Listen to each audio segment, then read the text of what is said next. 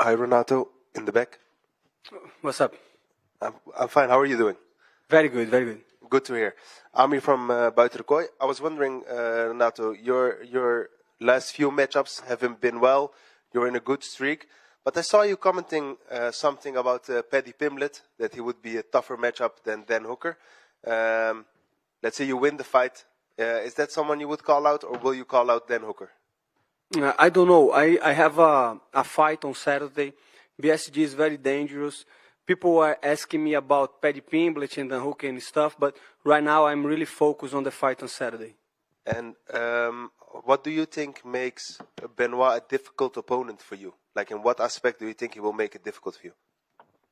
I think he's very good overall, striking, grappling, but I think I'm better, overall. I think I am better. Maybe he's more aggressive, maybe he has more punching power, but overall I think I'm better. Yeah, and one thing we also noticed is that when you fight, you sometimes have to come into the fight. So sometimes people say, okay, Renato lost the first round or the second round, but eventually you finish someone or you do something like that. Is that part of your strategy to let someone become tired, or you just need to wake up? No, that's not strategy. Sometimes I'm just dumb and I start too slow, but I cannot do that on Saturday, so I will be ready 100% since the first round. Thank you very much and good luck. Thank you so much. Absalon for Karate Bushido. Benoit Saint-Denis said that you once were his dream fight. What do you make of that?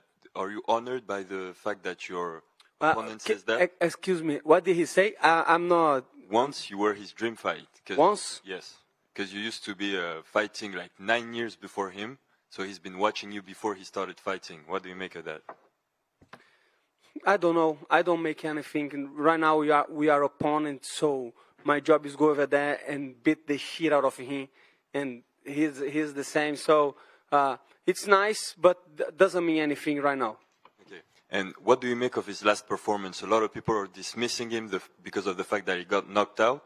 But in the first round, he did a very good job against a very good opponent, Dustin Poirier. So did you take anything from that fight, or do you just dismiss him?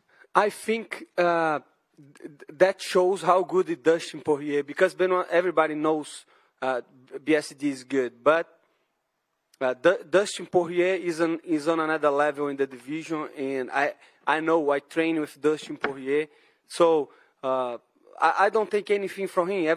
Everything can lose. Everybody can lose. Everybody can have a bad night. I don't know if it was a bad night.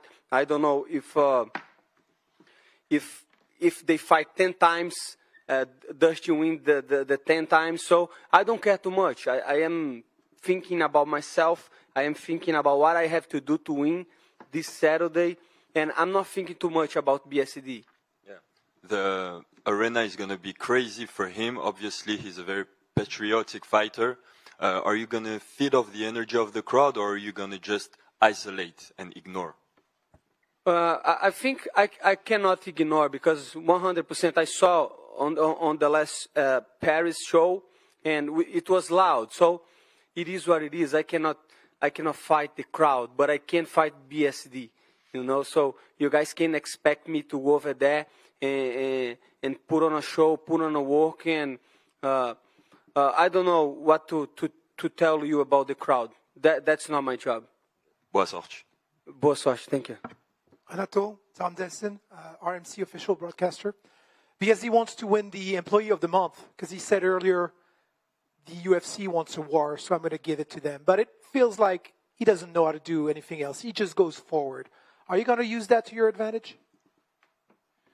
BSD is very aggressive, and that seems to be his strong point, right? So he wins a lot of fights because he's aggressive.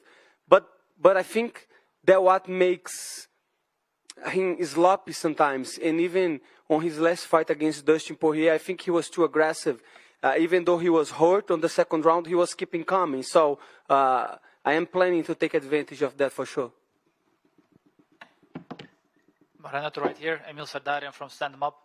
So I've been watching your podcast for a little while now, and I've seen you give a lot of financial advice, So I'm asking because a lot of fighters, they don't know this kind of information. So I'm just curious, how did you learn about all this advice? Thank you so much. Huge shout out to Show Me the Money podcast, Gilbert Burns and Maddie. But I start to research and to talk about money because I am from Brazil, right? So if you are from South America, families usually don't talk about money a lot, and if you don't talk about something, you don't learn. So then I start to read some books. I start to research because it's not how much money you make, it's how much money you keep on your pocket. And with the inflation and with all that stuff going on in the world, I start to say, hey, I cannot let my money on the bank just rotting, just the value, losing value. So I start to research about first about the markets, basic stuff like supply and demand, and then I read some books about how to do investments, like the Warren Buffett always recommend this, the smart investor, and then I was keep coming, and then, but again, I'm not an expert. I don't advise anybody to buy this or to buy that. No, I advise you to try to understand and know money, because if you don't know money, you're not gonna have money. So on the same podcast, you also said that Paddy Pimblett is easy money, and Dan Hooker is also easy money. Charles Oliveira, not so easy. What about Benoit Saint-Denis? Definitely Benoit Saint-Denis is not easy money, and that's why he's in a position that he is right now. We're fighting in France, right? UFC knows his value, but I'm here to prove I'm better than him. I'm here to beat him. So a few years ago, in 2018, you posted a picture of yourself with the UFC belt, and a quote under it was, "Nothing belongs to you more than your dreams." What does this quote exactly mean, and what does this quote mean to you? Can you repeat? I don't remember the quote. Nothing belongs to you more than your dreams.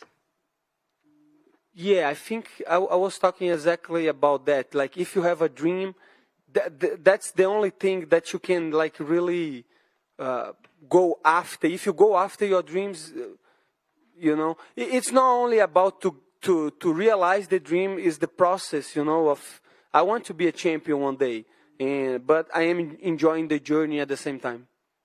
All right, thank you very much. Thank you, brother. Renato, I have some questions from the chat. We are live on Twitch right now. How do you feel about getting to know the atmosphere from the UFC in Paris? Because we have an amazing crowd. It will be against you, of course, because you're not home. How do you prepare for that? Mostly the way I was preparing for that was sometimes on the sparring, I was not talking to my coaches because it's going to be impossible to hear the coaches. And I have been in loud crowds before, but that's going for sure is going to be the biggest one. So I don't know, man. I don't know. We're going to find out. And what it's in there to win for you? Because you defeated Jalen Turner, who was really close from you in the rankings. This time Benoit Saint-Denis is really close from you in the rankings. There's just one spot separating you two. What's in there to win for you if you win? Big step in the rankings. What do you expect if you win Saturday night? I think the rankings they don't matter. If the rankings matter, things will be easier. But no, we saw last month, Dan Hooker beating Mateus, and they were pretty far from the rankings. So we see some guys even McGregor back in the day. He was I don't know how many years without fighting, and he was in the rankings. I think this sport, we have to try to see the popularity, the momentum, and even though Benoit Saint-Denis is ranked above behind me, I think he has a lot of momentum. I think he has a lot of popularity, especially in Europe, and I think that could catapult me to not to the rankings but to popularity, and I could get even better fights. And last one for me, when we go through your record, we see a lot of big names, former champions. when you see Benoit Saint-Denis, do you consider him, maybe like from the outside before the fight, like he has the potential to be one of these names that you fought before? I don't know. We will see. We will see. He's still young on the UFC, I have been fighting UFC for a long time, and it's very hard to be a champion in UFC. We're going to see. All right. Muito obrigado. Muito obrigado.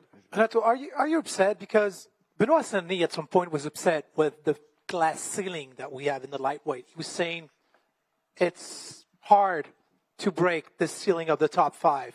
You're saying rankings don't matter. Don't you want to steal his hype and break that top 5 at some point? I don't know why he was upset, because he had his chance, right? Benoit Saint-Denis at the time didn't fight anybody on the top 15, but he I think met Frevola or somebody, and then he fought with Dustin. Dustin is very popular. Dustin was on the top 5. That's what I'm saying. He asked for it so strongly. You're telling us rankings don't matter. But if you ask, and if you get the win, you're going to get a top 5 at some point. You're a veteran. At some point, but that's not my job. That's why I say don't matter, because I could, like, last fight after Jalin Turner, if I could choose, I would choose somebody on the top 5, but I can't. So I have to fight whoever UFC puts in front of me. Other thing that I can do is push for the fights, right? So talking to the press, talking to the people, but other than that, there is nothing that I can do. So what I can do, train, cut my weight, go over there, and beat Benoit Saint-Denis in France, in his hometown. That's what I'm going to do. Renato. So ranking doesn't matter on this aspect. Hey, you said you train with Dustin. Does he give you some advice to face Benoit Saint-Denis, or it was in the past? Yeah, little bit. He told me something. He told me Benoit is strong, good grappler. It's tough say when somebody say what advice he gave to you, because I'm watching the fights. I can tell, like, the guy is strong, the guy is aggressive. So, but again, I trust in my style, I trust in my team, and Saturday it's going to be a good fight. And do you have a prediction for Saturday? Do you see an ending? I just see the whole crowd upset, and my hand getting raised. That's what I'm working for. That's what I'm visualizing all the time. So, like I say, Benoit is not an easy fight. That's why I'm not gonna come over here and say I'm gonna finish and I'm gonna knock him out. But I will win. I will win this fight. I don't know how, but I will. Thank you. Thank you. So, man, Moicano right here. So, you fought in February. You beat Drew Dober. And then UFC 300, you beat Jalin Turner. Now we're in September. This is going to be your 3rd fight this year. Why have you been so active? I'm 35 years old, motherfuckers.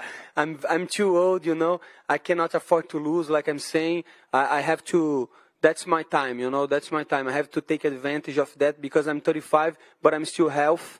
But I have to look at the mirror, and I don't have 10 years.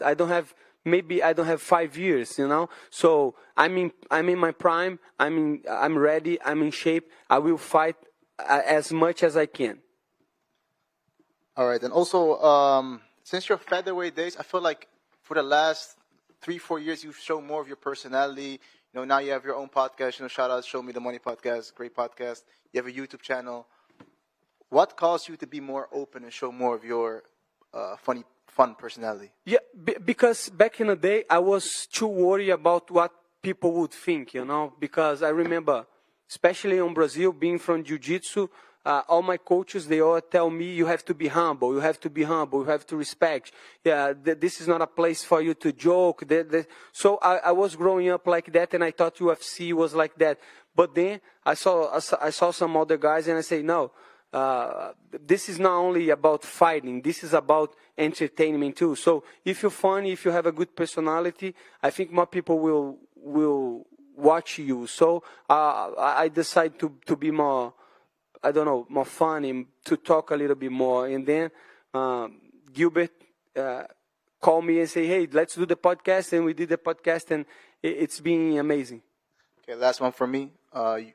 Obviously, we know you love the U.S., but now you're here in France and Paris. Have you been able to enjoy a little bit of France and enjoy your time here?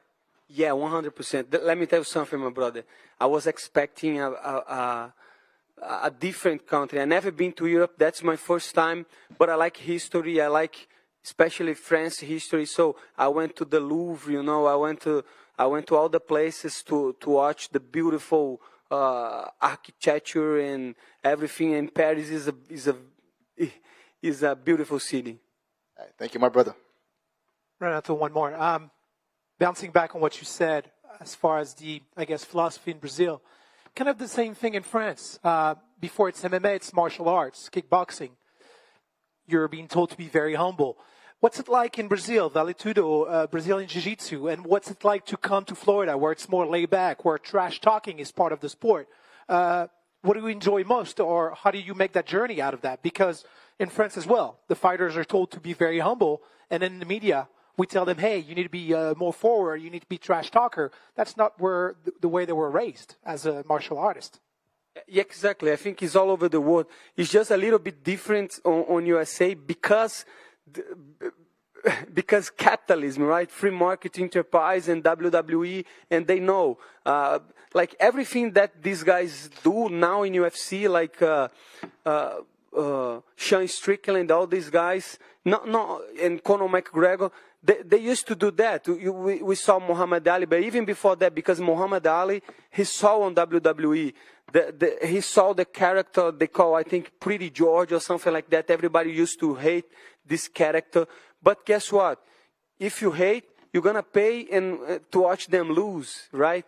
If you like them, you're going to pay to enjoy. So Chael Sonnen, all these guys, they know that it's better being hate than not know, you know? So I think America is a little bit different. They know this is a show, this is a sports, and I think other places they care too much about the martial arts, about all that stuff. On Saturday, you're the good guy, you're the bad guy, you're the villain. Who are you? You tell me. I'm in France against a French guy. I'm a fucking the bad guy right now because I'm gonna ruin your night. Right here, one last time for me. Let me tell you something, my brother. Yeah. I wanted to ask my followers what they would like to ask you. And the most asked question was, obviously, we know that Moicano, he wants money. But how much money exactly does Moicano want? All I can get. Like I say, 35, I want money. Why? Why I want money? Because after this, I have been working so hard. I started to train when I was 8. And then judo, and then I start jiu-jitsu at 12, and I'm 35. I have been training my whole life, so this has to pay off, and that's why I cannot afford to lose. That's why I come to France. That's why I will beat BSD and will keep my journey, because one day I will be at home just chilling, not having to work, not having to worry about anything, and help people that supporting me and my fans. Thank you. Renato, one more from me here in the back. At the beginning of the year, I read an article about your wife also starting to like MMA and starting to train a bit. Is she already on the level to give you some advice about how you have to fight? Yes, but she helps me mostly with stuff outside fighting, you know. So she knows fighting. She used to compete. She competed in MMA a couple times in boxing. But right now with the house and the baby, it's very hard for her to keep going to the training, to keep, you know, so but sometimes she helps me with some advice. Do that, do this, you know. Thank you, man.